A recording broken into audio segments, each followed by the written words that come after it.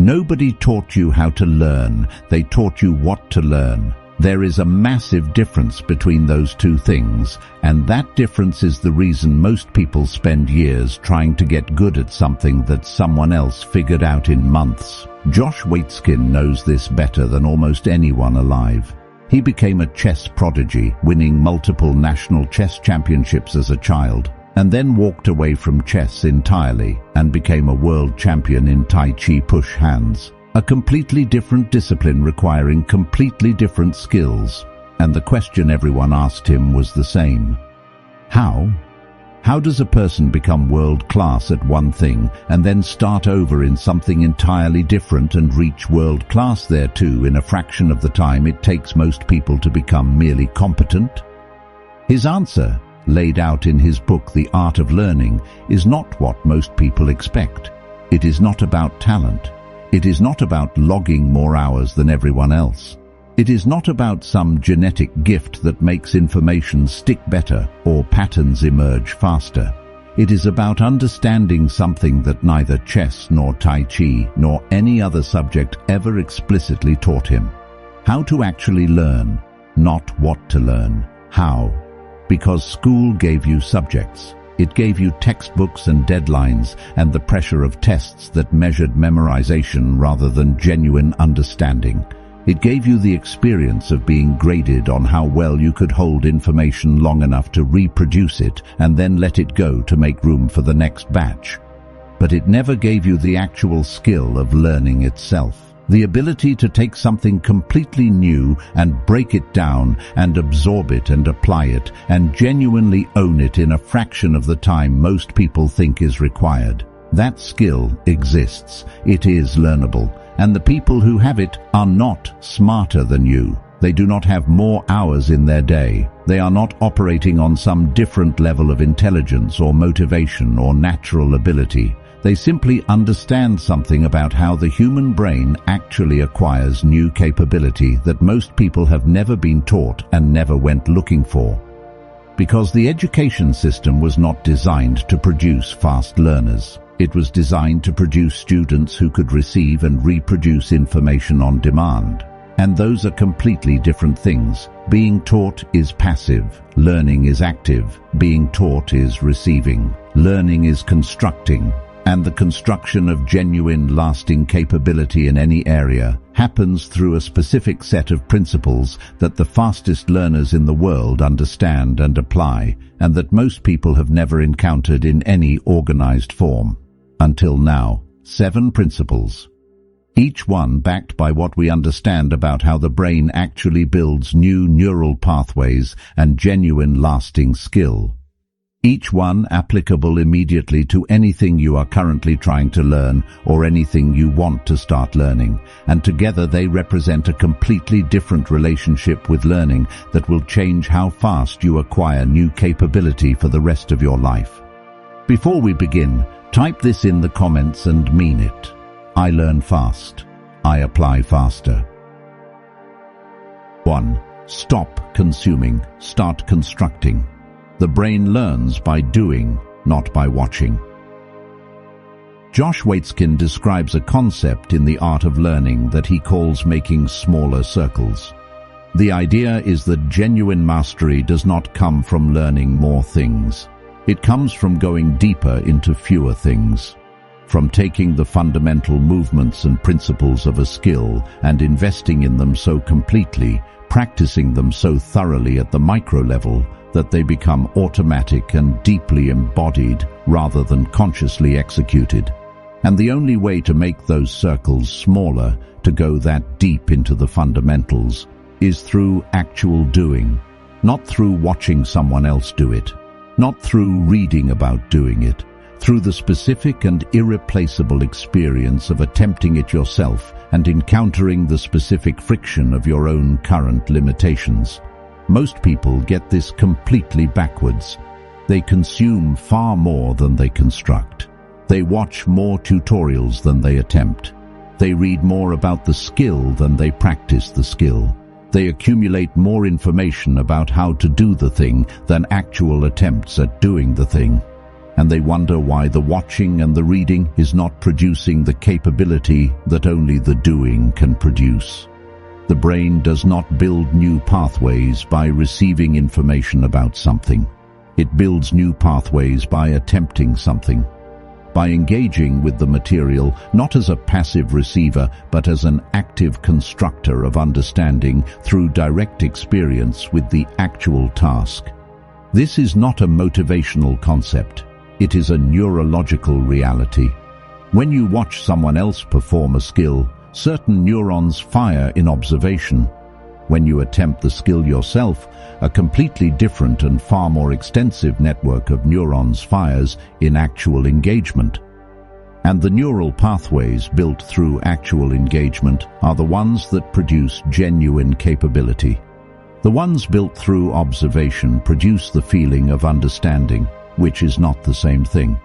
The feeling of understanding is the reason most people think they are learning when they are actually just consuming. You have experienced this yourself. The video that explained something so clearly that you felt you understood it completely. And then the moment you tried to do it yourself, the understanding evaporated and you were left holding nothing but the memory of someone else doing it well. Because the feeling of understanding and the actual capability to do something are built through completely different processes. The feeling comes from consuming well-explained content.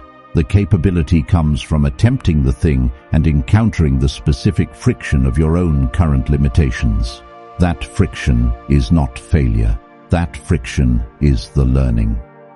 Waitskin describes his own learning process as one of constant investment in the fundamentals through actual practice rather than through intellectual understanding of the fundamentals. He writes about spending hours on single chess positions, not to understand them conceptually, but to feel them intuitively through direct and sustained engagement with the material. The difference between intellectual understanding and intuitive embodiment is built entirely through doing, and the person who understands this shifts the ratio of their time dramatically. Less watching, more attempting, less consuming, more constructing, less preparation for the doing, more doing. The great Stoic philosopher Seneca understood this principle 2,000 years before anyone was measuring neural pathways. He wrote, "While we are postponing, life speeds by. Not while we are watching, while we are postponing the actual doing. Whatever you are currently trying to learn, reduce the ratio of consuming to attempting right now. If you have been spending 8 hours watching tutorials and 2 hours practicing, reverse it. 2 hours of input, 8 hours of genuine attempt. The attempts will feel messier and more frustrating than the watching. That is exactly the point. The mess is the learning. The friction is the brain building the pathways that the clean, comfortable watching never could." If you are ready to stop consuming and start constructing, type this below. I do. I learn. I improve. 2. The 80-20 rule of skill. Find the 20% that produces 80% of the results. Not all parts of a skill are equally important. This is one of the most consistently underappreciated truths about learning, and it is the reason why two people can spend the same amount of time on the same subject and end up at completely different levels of capability. One person learned everything in the curriculum. The other person learned the right things first.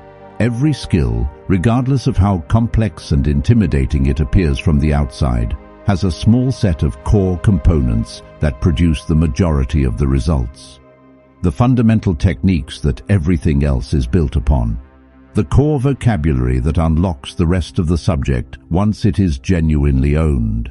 The basic movements that, mastered early and deeply, make every advanced movement accessible rather than mysterious.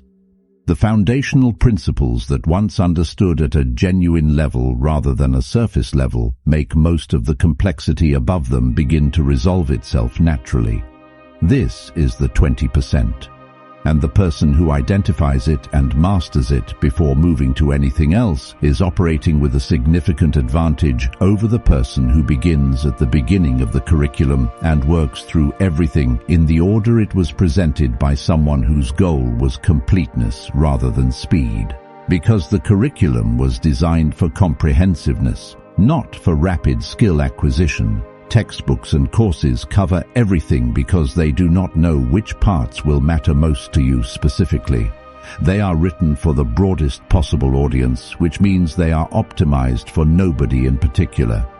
But your learning does not have to be general.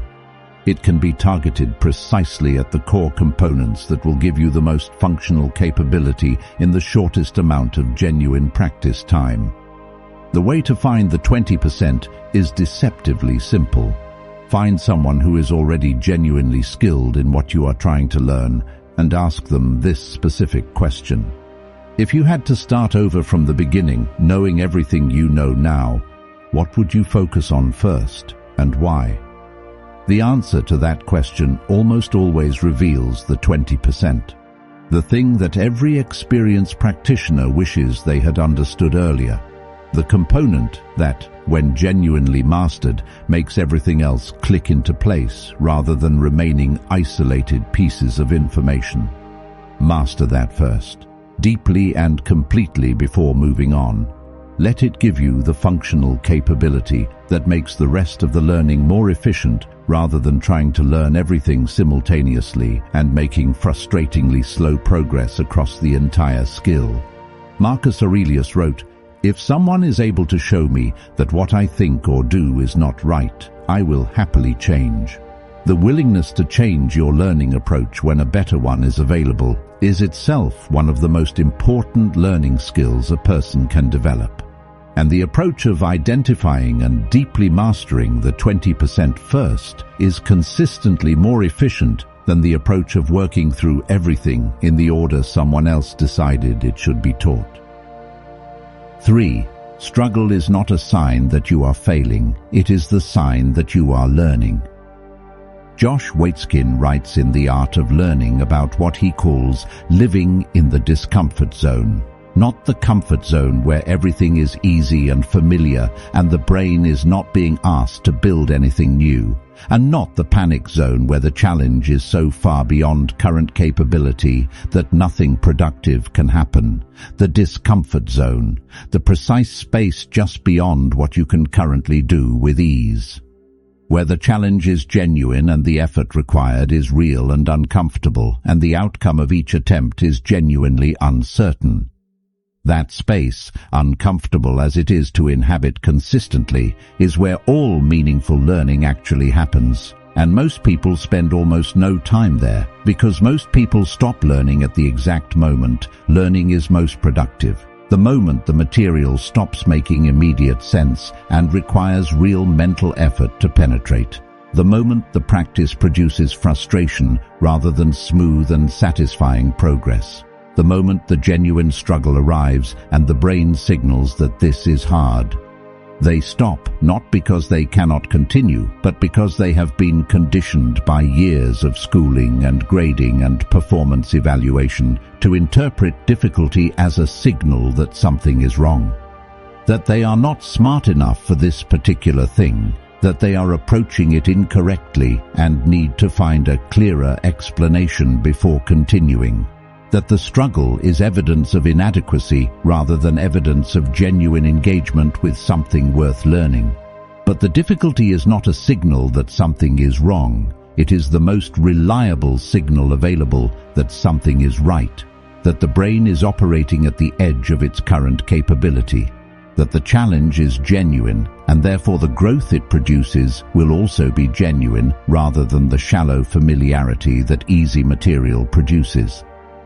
Waitzkin describes his own experience of this in the chess world, where he noticed that his greatest improvements came not from the games he won comfortably, but from the positions that were genuinely and sometimes painfully difficult, the ones that required extended and uncomfortable mental effort to penetrate, the ones where he did not immediately see the answer and had to struggle with the material for much longer than felt comfortable or productive. Those positions built something that the easy games and the comfortable practice sessions never could. Genuine depth of intuitive understanding rather than the surface pattern recognition that comfortable practice produces.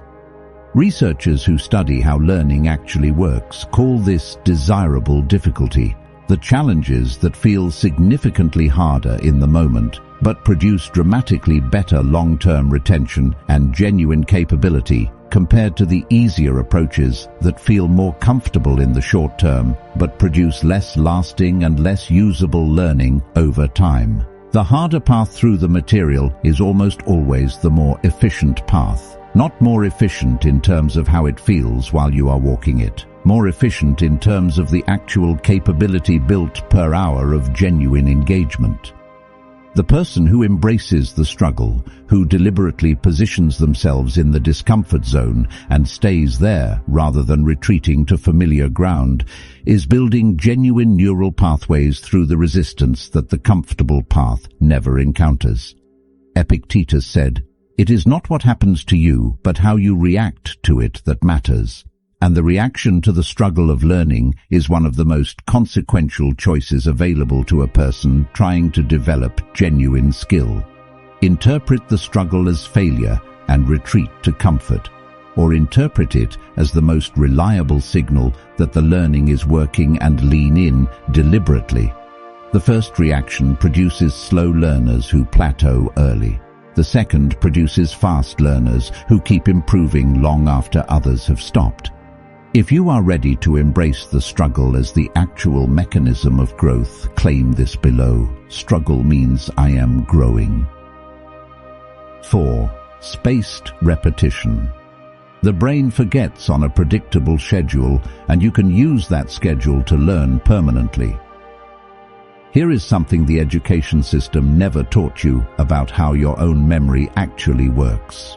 You forget things on a completely predictable schedule. Not randomly, not based on how important the information is or how much you want to remember it. On a curve that has been well understood for over a century and that most learners are working directly against rather than with. The forgetting curve shows that after learning something new, you forget roughly half of it within the first day if you do not review it, and then more of it over the following days, until the majority of what you learned has faded back into inaccessibility. This is not a flaw in your memory. It is a feature of a system designed to maintain only what it regularly needs to access. The brain does not maintain information it is never asked to retrieve. It gradually releases information that is not reinforced because maintaining unused information has a real metabolic cost. And the way to signal to the brain that specific information is worth maintaining is to retrieve it again before it completely fades. To access it at the specific intervals that communicate to the brain that this information is being used regularly and is therefore worth keeping readily accessible. This is spaced repetition. And it is one of the most powerful learning principles available because it works directly with the brain's natural forgetting and consolidation schedule rather than fighting against it. The way most people study works in the opposite direction entirely. They concentrate their review into a single intensive session. They read the chapter and then read it again and then read it a third time all in one sitting. And then they move on and never return to it until a test forces them to. This approach produces a strong initial feeling of familiarity that fades remarkably quickly because the brain received one strong concentrated signal rather than multiple spaced signals that communicate ongoing need for the information. The more effective approach is to review material at deliberately increasing intervals. Once shortly after the initial learning while it is still fresh. Again a day later when some forgetting has occurred. Again 3 days after that when the fading has continued. Again a week after that. Each review timed at the window where some forgetting has occurred but complete forgetting has not yet happened. That specific timing is what makes spaced repetition so powerful. Reviewing before any forgetting occurs is less effective because you are not actually practicing genuine retrieval from memory. You are simply recognizing information that is still fully available. Reviewing after complete forgetting has occurred means starting over from scratch as though the material was never learned. The window between partial forgetting and complete forgetting is where the retrieval effort produces the strongest signal to the brain that this information deserves to be kept. And using that window consistently changes not just how much you retain, but how deeply the information is encoded and how readily it is accessible when you actually need it. Marcus Aurelius returned to the same principles in his private journal every single morning of his adult life. Not because he had forgotten them, because he understood that ideas and values worth living by need to be regularly retrieved and renewed, rather than encountered once and assumed to be permanently absorbed and available. He was practicing spaced repetition on the principles of his own character. The same principle applies to any skill or knowledge you are trying to genuinely own rather than temporarily hold. 5. Teach what you learn. The best way to truly understand something is to be forced to explain it. There is a test that immediately and ruthlessly reveals the difference between thinking you understand something and actually understanding it. Try to explain it to someone who knows absolutely nothing about it, not using the technical vocabulary of the field that allows you to sound like you understand without having to demonstrate that understanding. Not leaning on the jargon and the terminology and the specialized language that functions as a shortcut among people who are already familiar with the subject, in plain language, from first principles, in a way that a complete beginner with no background in the subject could genuinely follow and understand. If you can do that, you understand it. If you cannot, what you actually have is familiarity with the language of the subject rather than genuine understanding of the subject itself. And familiarity with language is not the same thing as understanding. It is one of the most convincing imposters available, because the language of a field feels like understanding from the inside, even when the genuine conceptual grasp is shallow or absent. This distinction matters enormously for learning speed, because it reveals where the real gaps are with a precision that no amount of rereading the material can match. Most people move through material accumulating familiarity with concepts without ever testing whether their understanding is genuine. They recognize the terms when they encounter them again.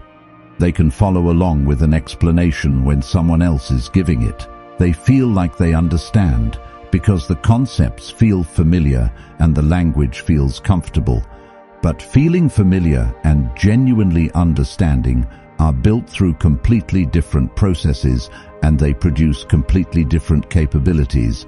The gap between them only becomes visible when you try to explain, when you attempt to generate the understanding rather than recognize it, to produce the explanation from your own genuine grasp rather than receive it from someone else's.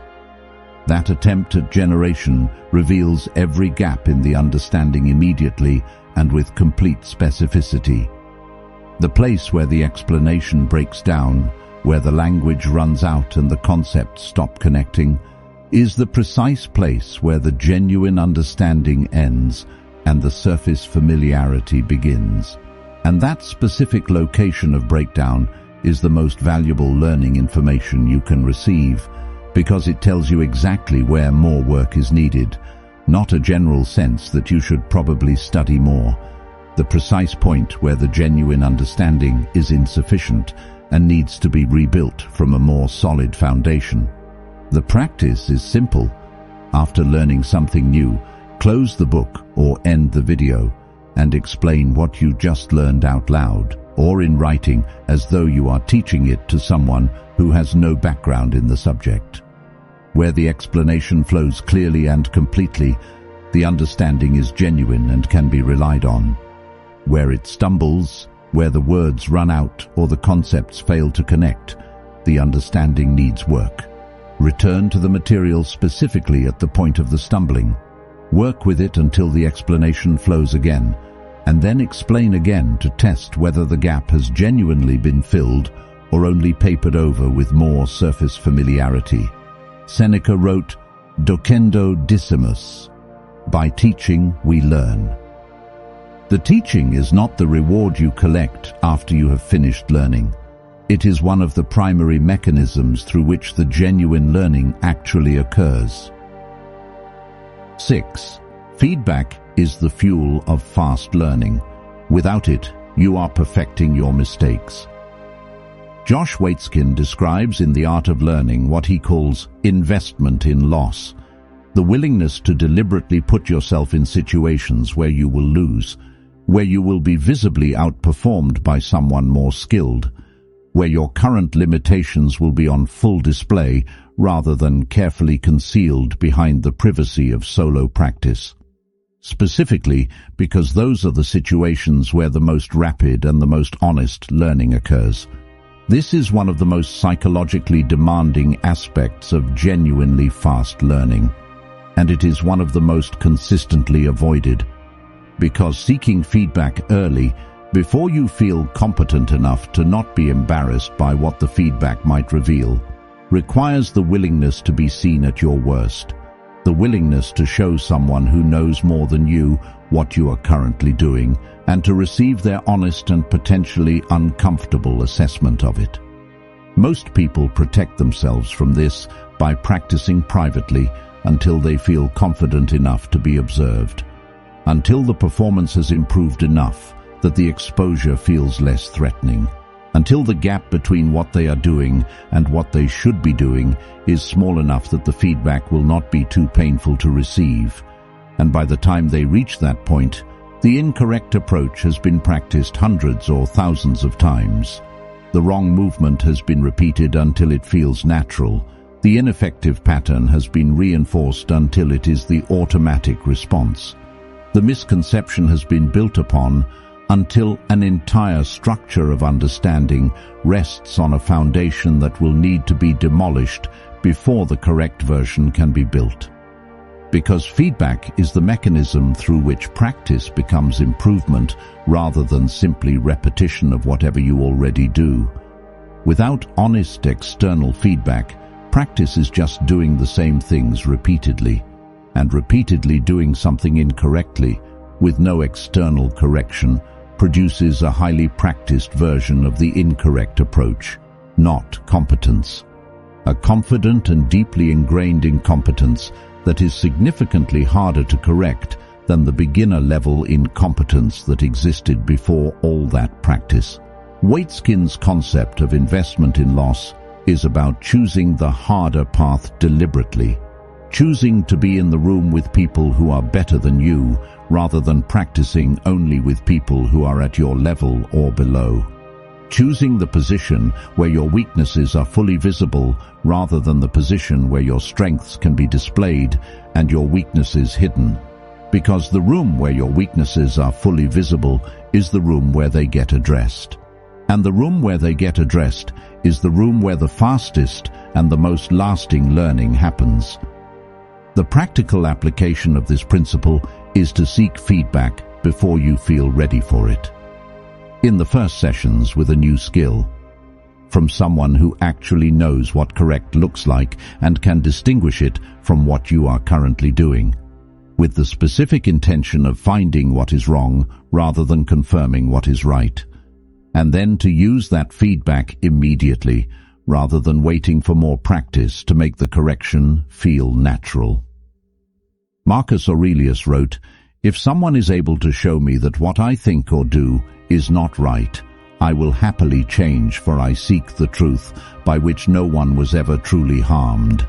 Seek the truth early, even when the truth is that what you are currently doing is not right, especially then, because early feedback is cheap to act on, late feedback is expensive, and the person who consistently seeks honest feedback early and acts on it immediately is learning at a completely different rate than the person who protects their ego by practicing privately until they feel ready to be seen.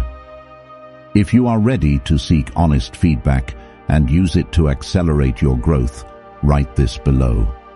I seek feedback. I improve faster. 7. The learning does not end when the session ends. Protect the hours after learning. Josh Waitzkin writes in The Art of Learning about a practice he calls the soft zone. The idea that peak performance and peak learning do not come from a state of grinding, rigid concentration that is maintained without interruption until the session is over, but from a quality of relaxed and alert awareness that is fully engaged without being tense, and that after a period of intense learning, the brain needs to transition through exactly that kind of soft zone before being subjected to the next wave of demanding and competing input. Because learning does not end when the studying ends. The brain continues processing and consolidating new information for a significant period after the active learning session has finished. Neural connections are being strengthened. New information is being integrated with existing knowledge structures. The patterns that will make new information retrievable in the future are being established and reinforced. And this consolidation process is surprisingly vulnerable to interference from new demanding information that arrives too quickly after the learning session. When new and competing input arrives immediately after a learning session, the brain is forced to shift its limited processing resources toward the incoming information. The consolidation of what was just learned is interrupted before it can complete.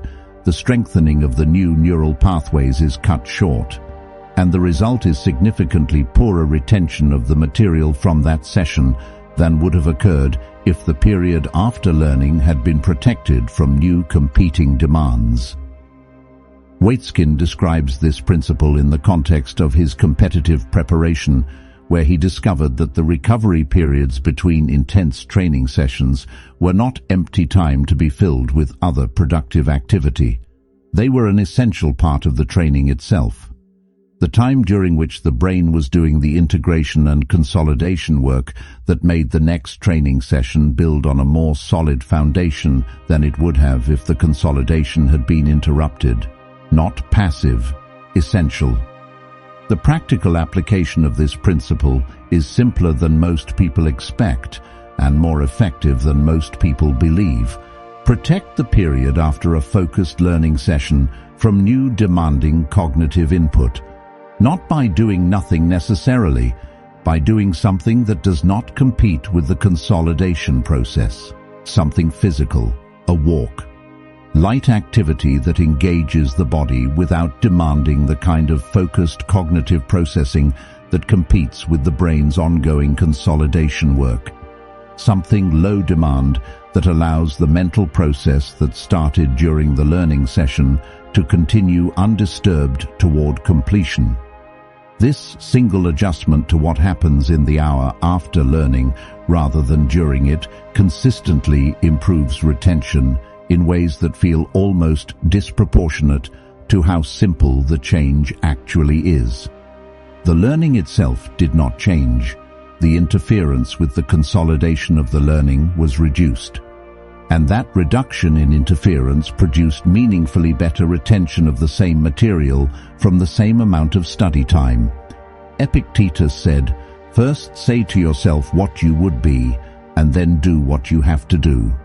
And what you would be is the kind of learner who retains what they learn, rather than the kind who studies consistently and forgets almost as consistently. Protecting the consolidation period after each learning session is one of the most direct and most immediately available steps toward becoming that kind of learner. It requires no additional time investment. It requires only a change in what you do with the time that was already there. Nobody taught you how to learn, but now you know, and knowing changes everything, because the gap between the person who learns the fast way and the person who learned the slow way, because nobody taught them differently, is not a gap of intelligence. It is not a gap of talent or dedication or the number of hours available in the day. It is a gap of method, and method is entirely learnable by anyone willing to apply it. 7 principles. Stop consuming and start constructing, because the brain builds genuine capability through doing, not through watching. Find the 20% that produces 80% of the results and master that deeply before moving to anything else. Embrace the struggle as the signal that genuine learning is occurring, and stay in the discomfort zone where all meaningful growth actually happens. Use spaced repetition to work with the brain's natural forgetting schedule rather than against it, and make what you learn genuinely permanent rather than temporarily familiar. Teach what you learn, because the attempt to explain reveals exactly where the genuine understanding ends and the surface familiarity begins. Seek honest feedback early before incorrect pathways become deeply established, and act on that feedback immediately, regardless of how uncomfortable the exposure feels. And protect the period after learning to allow the consolidation process to complete undisturbed and produce the retention that the learning session alone cannot guarantee. Josh Waitzkin spent his life discovering these principles through direct experience in 2 completely different disciplines, and then articulated what he found in the art of learning. The Stoics spent their lives discovering the same fundamental principles about a different kind of learning, the learning of how to genuinely live. The principles are the same in both traditions. Do the actual work rather than preparing endlessly to do it. Embrace the difficulty rather than retreating from it. Seek honest feedback rather than protecting yourself from its discomfort. Protect the conditions that allow genuine growth to occur, rather than filling every available moment with more input. These 7 principles, applied consistently and genuinely to anything you want to learn, will change the speed at which you acquire real capability. Not slightly, significantly enough that it genuinely starts to feel unfair compared to the people around you who are still learning the slow way, because nobody ever taught them the fast one. The most important thing right now is not to consume what you just heard. It is to apply it to the very next thing you are trying to learn, starting today rather than when the conditions feel more ready.